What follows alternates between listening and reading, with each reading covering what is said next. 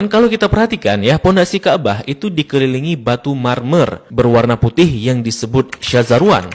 Fungsinya untuk menahan pondasi Ka'bah agar tidak rubuh atau terkikis karena dahulu daerah area Ka'bah berpasir dan terkadang berbanjir. Maka dikhawatirkan hal itu akan merobohkan Ka'bah. Oleh karenanya dibuatkanlah syazarwan ini untuk menopang pondasinya oleh orang-orang Arab dahulu. Untuk era sekarang, syazarwan ini juga berfungsi untuk menghindari adanya jamaah yang terjepit di dinding Ka'bah ketika haji. Nah, di dekat pintu Ka'bah, masih di area syazarwan, kita akan melihat sebuah tanda berupa 8 buah batu mewah. Ini disebut dengan area Mi'jan, merupakan lokasi di mana Nabi Ibrahim dan Nabi Ismail mengadon tanah liat untuk membangun Ka'bah. Begitu pula, ini merupakan lokasi favorit Rasulullah SAW, serta tempat di mana Jibril mengajarkan salat kepada Nabi Muhammad SAW.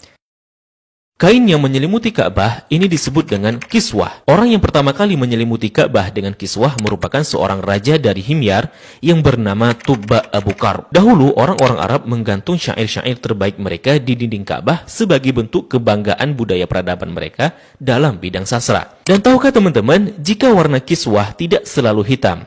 Pada awalnya berwarna putih bergaris merah dari Yaman. Kemudian menjadi putih, menjadi merah, kuning, hijau, dan yang terakhir hitam hingga sekarang. Tulisan kaligrafinya ditulis dengan benang emas bertuliskan ayat-ayat Al-Quran. Kiswah juga memiliki kain dalaman berwarna putih yang disebut bithana kiswah untuk meresap panas dari dinding Ka'bah. Biasanya kain kiswah diganti pada tanggal 9 Dzulhijjah dan bekasnya dipotong-potong untuk dihadiahkan kepada orang-orang tertentu. Nah, dari pintu Ka'bah, di sebelah kiri pojok Ka'bah tersimpan Hajar Aswad di dalam sebuah cangkang berwarna perak. Pintu Ka'bah sendiri berjarak 2 meter dari lantai. Pada awalnya teman-teman, pintunya sejajar dengan lantai. Namun karena terjadi perampokan isi Ka'bah, kemudian orang-orang Quraisy berinisiatif untuk meninggikannya. Nah, dalam perjalanan sejarahnya, pintu Ka'bah telah berubah-ubah baik bentuk, sendi maupun bahan bakunya. Pintu yang ada sekarang merupakan hadiah dari Raja Khalid bin Abdul Aziz, Raja Saudi, dan dilapisi emas murni 99 karat seberat 280 kg dengan total biaya 46 miliar. Dan itu dana dari tabungan Raja Khalid sendiri. Nah, pintu ini memiliki kunci dengan desain klasik dan secara turun-temurun sejak dahulu kala dipegang oleh keluarga keturunan Qusay bin Kilab bin Murrah. Dan pintu ini hanya dibuka 2 kali selama setahun, yakni pada awal bulan Sya'ban dan awal bulan Zulhijjah untuk dibersihkan. Dan untuk memasukinya diperlukan tangga portable. Dalam Ka'bah sendiri tidak memiliki lampu, sehingga ketika memasuki Ka'bah maka akan diterangi dengan penerangan dari luar.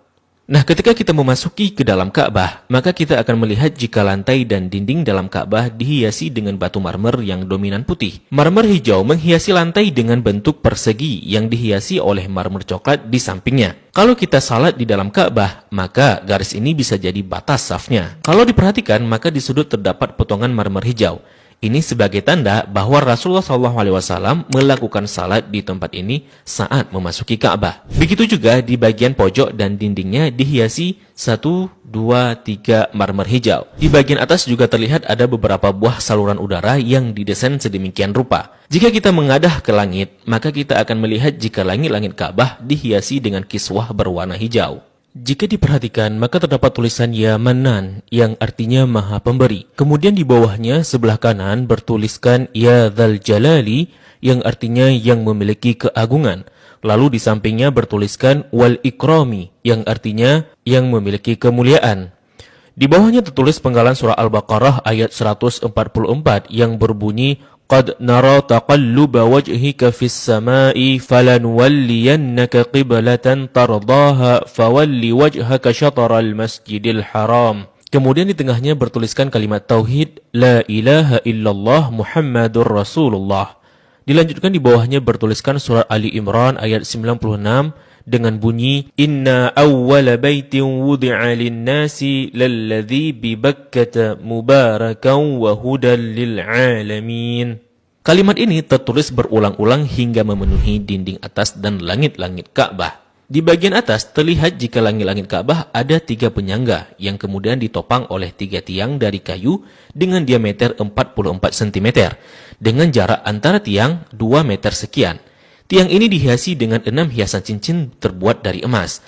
Bagian bawah pondasi tiang berbentuk kotak yang besarnya dapat diduduki oleh orang dewasa. Orang yang pertama kali memasang tiang di dalam Ka'bah adalah Abdullah bin Zubair saat pertama kali memugar Ka'bah selepas wafatnya Rasulullah Sallallahu Alaihi Wasallam. Di bagian atas tergantung harta karun berupa kendi-kendi atau lentera kuno yang terbuat dari emas dan perak, merupakan hadiah dari pemimpin-pemimpin negeri Muslim pada masa lalu. Kalau ditanya, kenapa kendi-kendi ini masih digantung? Ini merupakan tradisi yang sudah ada sejak masa silam. Nah, di bawahnya, tepatnya di antara tiang, terlihat sebuah meja heksagonal berwarna putih dengan atasannya dihiasi marmer hijau. Memiliki kabinet penyimpanan dengan 2 pintu dan 4 engsel. Memiliki 2 pegangan.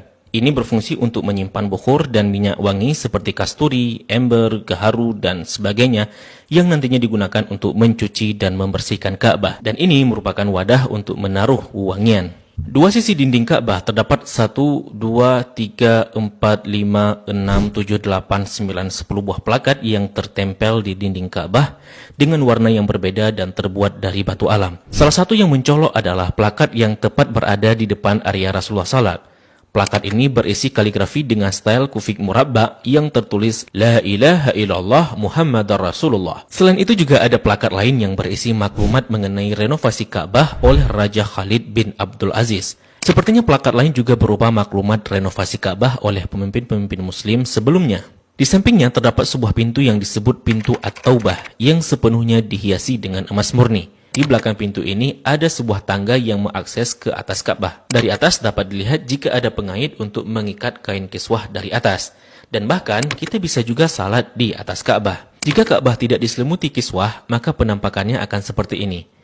Nah, kiswah Ka'bah akan diganti setahun sekali dan harganya mencapai 50 miliar dengan berat 650 kg. Kiswah juga berfungsi untuk menghindari dinding Ka'bah dari keretakan akibat panas matahari. Nah, inilah gambaran dari Ka'bah dan apa-apa saja yang ada di dalam Ka'bah.